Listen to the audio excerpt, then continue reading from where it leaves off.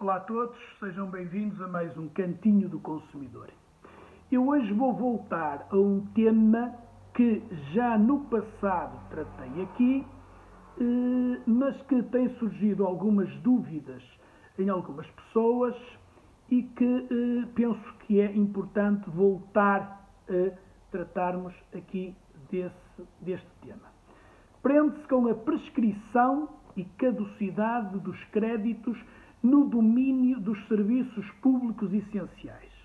Ou seja, quando é que começa a contar o prazo e o que é que o agente económico tem que fazer para que o prazo não atinja, não decorra e, portanto, o seu crédito não se considere prescrito ou não se considere caducado.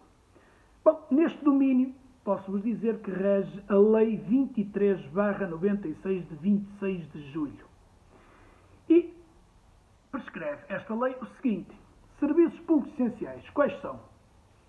São os serviços de gás, televisão, energia elétrica, telefone, chamam-se neste momento, são os serviços de telecomunicações, serviços postais, saneamento, gás, recolha de resíduos sólidos urbanos, os serviços postais, já disse, serviço de transporte passageiro, não é só o transporte público passageiro, é o serviço de transporte de passageiros.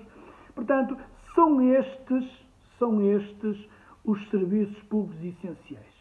Não vou estar aqui a discutir se este elenco deve ser considerado elenco taxativo ou exemplificativo.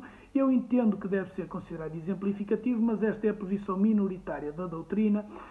A posição maioritária é de que este elenco é taxativo. Podemos voltar a esta temática num próximo programa, mas hoje não vamos abordar isso.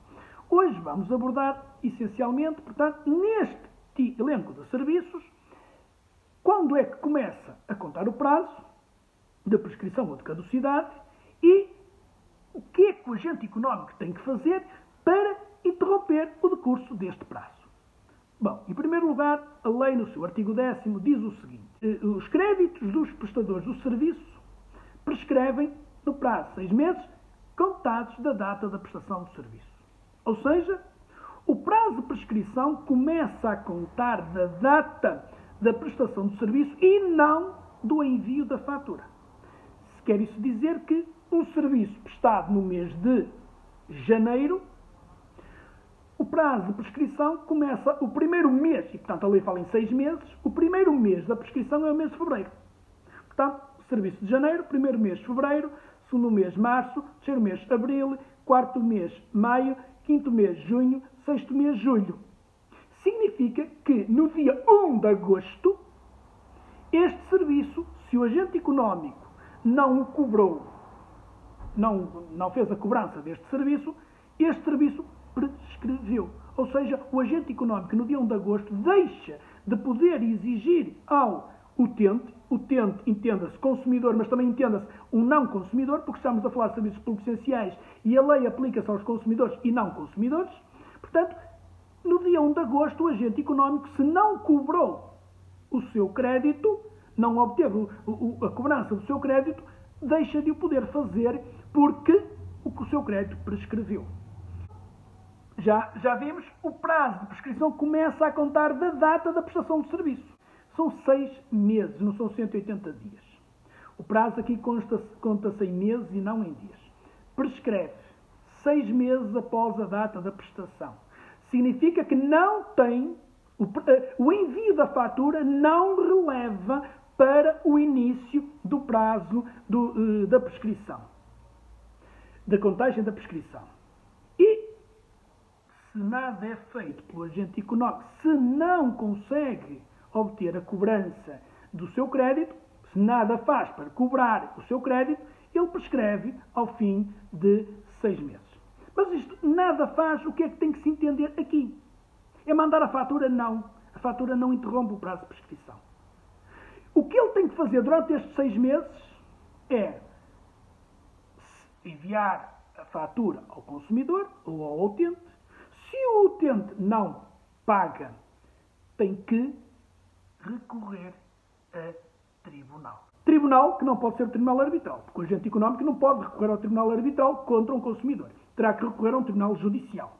E, portanto, no prazo dos 6 meses contados da data da prestação do serviço, o agente económico tem que instaurar uma ação judicial para cobrar o crédito ao consumidor. Ou então fazer aquilo que se chama uma notificação judicial avulsa, que vai interromper a contagem, vai interromper o decurso da prescrição.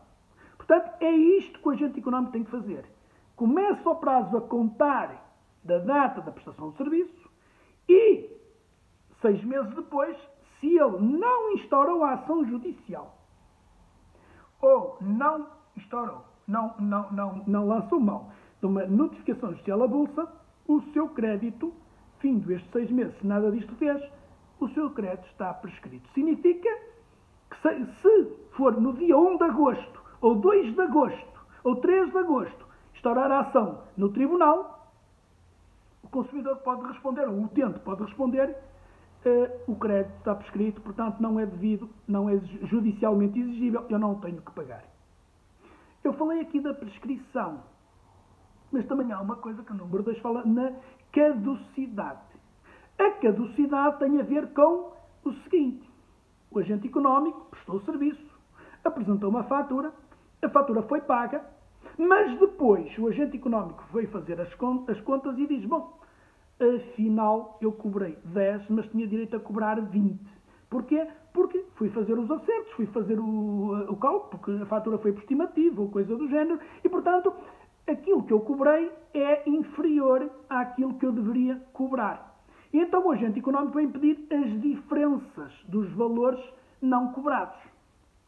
Qual é o prazo que o agente económico tem para pedir estas diferenças e, sob pena de, não o fazendo, o consumidor, o utente, consumidor ou não estar obrigado a pagar esses valores que agora lhe vêm a ser exigidos.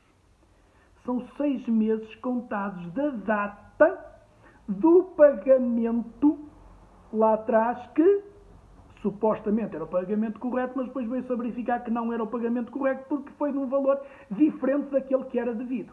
Portanto, o prazo aqui não se conta do pagamento, da prestação de serviço, conta-se da data em que o consumidor ou o utente procedeu ao pagamento daquela fatura. Pagou a fatura, o serviço de janeiro, foi pago a fatura no dia 10 de fevereiro, a partir daqui contam 6 meses para que o agente económico possa ver se está tudo bem, se o valor era aquele ou se era um valor maior e, sendo um valor maior, exigir o pagamento. Exigir o pagamento como? Na mesma, mandando a fatura da diferença, não pagou, recorre então a tribunal judicial, tem apenas e tão só esta possibilidade.